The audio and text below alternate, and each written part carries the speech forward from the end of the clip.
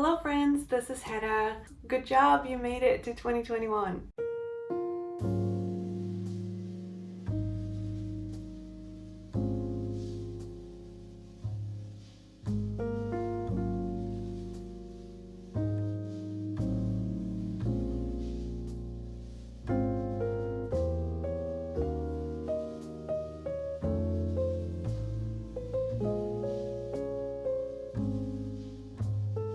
Although I try to live by the saying that the best time for new beginnings is now, I think New Year's is an especially good time to reflect on the past year and make plans and set goals for the new year. So that's what I'm going to do today. I've never done that so publicly before, so it's a little bit unnerving for me, but I'm all for trying something new. Before I start getting into my goals for 2021 and reflect on my achievements in 2020, I want to talk to you about the sponsor of this video, Reflectly. Reflectly is the world's first and most popular journaling app for your phone.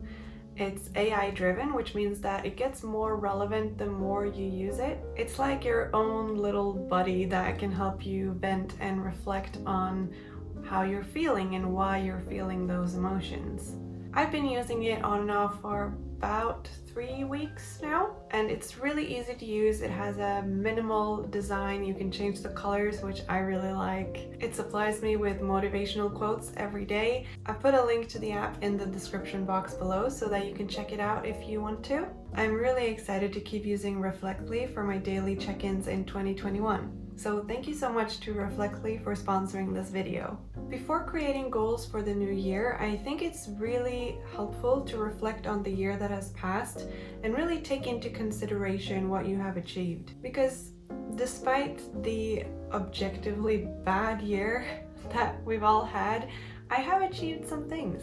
Of course, I had to make it into a spread, so I'll show you right now. I graduated university in 2020. Although this is one of the last things to happen to me in 2020, it's also the biggest. In February, I felt myself struggling to vocalize how difficult I found it, thinking maybe it would seem more like a creative project if I filmed the process. It kind of worked for a while, but I never edited anything. Anyway, I graduated university and I now have a master's degree in peace and conflict studies. And I unfortunately deleted those clips from all of my devices because I honestly just want to put that period behind me, because writing my thesis was really hard and it was made even harder by lots of other things that happened, including COVID. So yeah. I also overcame depressive episodes in 2020. I went to therapy in the spring and early summer because my mental health had kind of reached a tipping point, I guess, and I was diagnosed with having mild depressive episodes, and a therapist helped me work through some of my kind of harmful thought processes. And after the summer, I felt better than I had in over a year, I think. So I take a lot of pride in that. I am really happy that I took that step and that I took care of my mental health. This is going to sound a little bit silly, but I feel like it's an achievement that I managed to make so many YouTube videos and make so much content for Instagram. I've managed to balance it well throughout the year, and I've learned so much about video creation, photo and video editing, as well as how to run a sole proprietorship. Because I do have a sole proprietorship now because I do sponsored videos, my videos are monetized, and I have expenses directly related to my social media work, and I'm terrified of doing anything wrong when it comes to taxes, so I guess it was just easier this way. This doesn't mean that I'm making bank, it just means that I'm making an effort to have a system in my finances. And it was also my goal for 2020 to start a sole proprietorship, so yeah. Okay, now let's talk about goals. I'm kind of being pulled into two different directions right now because I'm currently applying for jobs, but I'm also kind of intrigued by trying to create something for myself. And since I'm a normal human being, I'm scared of making the wrong choice, and I'm scared of it making me unhappy for the rest of my life. then I also think that if I never try, I won't know what could have happened. I mean, we never know what would have happened if we chose differently, but for now I kind of want to aim for both. So of course I made a spread for my goals in my bullet journal. Well, I actually made 2 separate ones, one for me as Hedda and then one spread for me as mochibujo. I'm not yet sure if it's a good idea to separate those or not, but I think it is. My whole life shouldn't be focused on productivity and social media anyway, so I am making that distinction. My first goal is to get a job. My education is excellent for positions within foreign affairs and diplomacy, stuff like that, so I'm going to apply for jobs that fit my education well first. I am absolutely no pro when it comes to job hunting, and I'm prepared for it to take a while, so thank goodness for the Norwegian welfare state and social democracy. So I'm setting a goal for that, and I'm giving myself an amount of jobs to apply for every week so that I keep looking and keep applying. I am assuming I'll be declined for most of them. Moving on to some personal growth goals, I want to take better care of my body. In 2020 I worked out for like 2 months in the spring and that was it.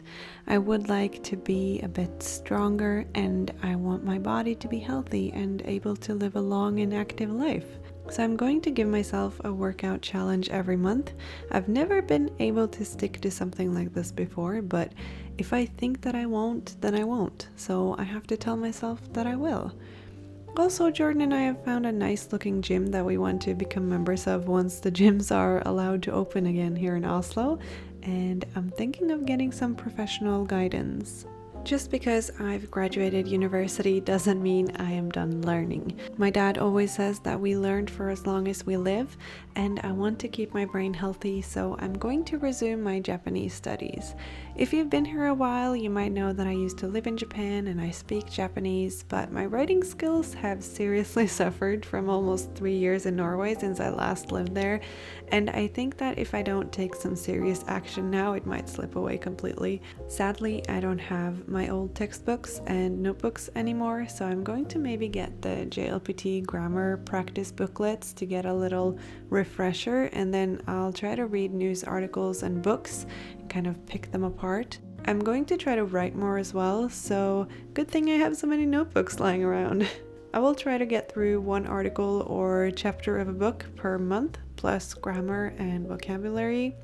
It might not seem like that much, but keep in mind I'm not a student anymore and I can't dedicate myself completely to studying, even though I really want to. I'm not sure if I feel comfortable with sharing my goals for me as mochibujo, but I do talk a bit about it over on my Patreon, so if you're interested, you can check that out. I've also uploaded some extra printables that are available to all of my patrons regardless of tier, including the calendar that I showed you earlier. What I will say though is that I have no plans to stop uploading videos and pictures, and I hope that you'll join me in this new year. Lastly, I want to share my word of the year spread with you guys. I did a live stream over on Instagram earlier this week where I asked you guys for suggestions and what kind of words that you have chosen for yourself for the new year, and one of the words that came up a lot was balance. And this is also a word that I thought about myself earlier this week, so I decided that balance will be my word of the year.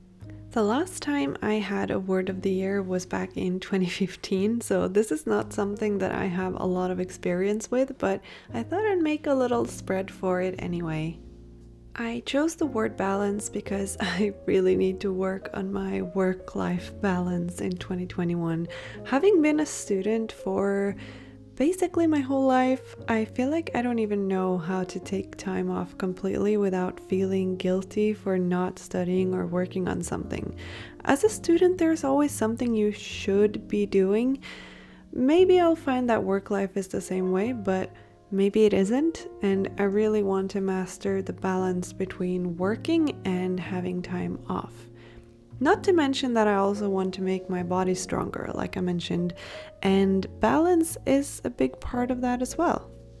Thank you so much for watching this video, and a huge thank you to Reflectly for sponsoring this video. If you're comfortable with it, I would love to hear about your goals for the new year. So if you want to, you can write those down in a comment. I'm super excited to be making more content for you guys this year, so make sure that you click that subscribe button and thumbs up this video. I hope that you're all having a lovely day, and I'll see you next time. Bye!